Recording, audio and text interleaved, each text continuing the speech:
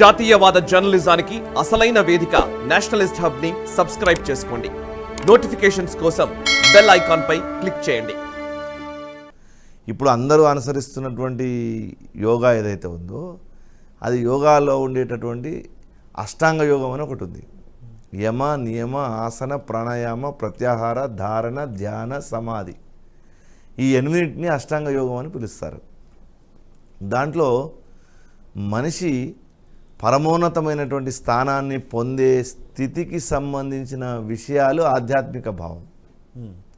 ఆ ఆధ్యాత్మిక భావం పొందడానికి భౌతికంగా ఉన్నటువంటి ఈ శరీరాన్ని సంసిద్ధం చేయాలంటే ఈ అష్టాంగ యోగం పనికొస్తుంది.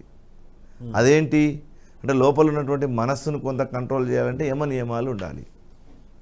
యమం అంటే సంయమనం, డిసిప్లిన్, నియమాలు, కొన్ని ఆచరించదగినటువంటి విషయాలు, అంటే దాంట్లో స్నానం ఉంటుంది, అంతర్శౌచం ఉంటుంది, బహిర్శౌచం ఉంటుంది, ఇట్లాంటివి. తర్వాత ఆసనం. ఆసనం అనేది శరీరాన్ని ఎట్లా ఉంచాలి అని. చాలామంది శరీరాలు మొద్దుబారి మొండితో ఉంటాయి కాబట్టి ఆ మొండిగా ఉన్నటువంటి శరీరాలను వంచేటటువంటి పని ఆసనం చేస్తుంది. మరి పైన ఉన్నటువంటి శరీర అంగాలు చేస్తే సరిపోవు కదా. లోపల ఉన్నటువంటి మనస్సు కొంత కంట్రోల్లోకి రావాలంటే ప్రాణాన్ని నియంత్రణలో పెట్టేది ప్రాణాయామం.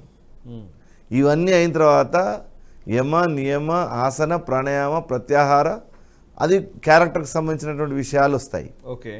ఆ తర్వాత ధారణ, ధ్యాన, సమాధి, ఇవి 3 అతీతమైనటువంటి స్థితులు. చివరిగా చేరుకోవాల్సింది ఆ సమాధి స్థితి.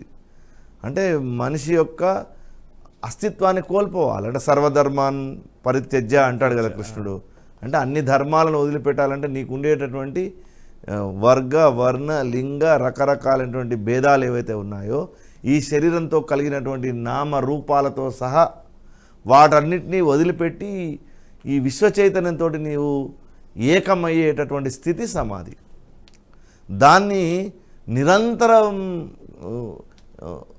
ఒక పాలధారలాగా, ఒక నీటి ధారలాగా నిన్ను నిలపగలిగినటువంటి శక్తి ఆ సమాధి స్థితికి ఉంటుంది. దాని యొక్క పరమోన్నత పరమ వైభవ స్థితి యోగం.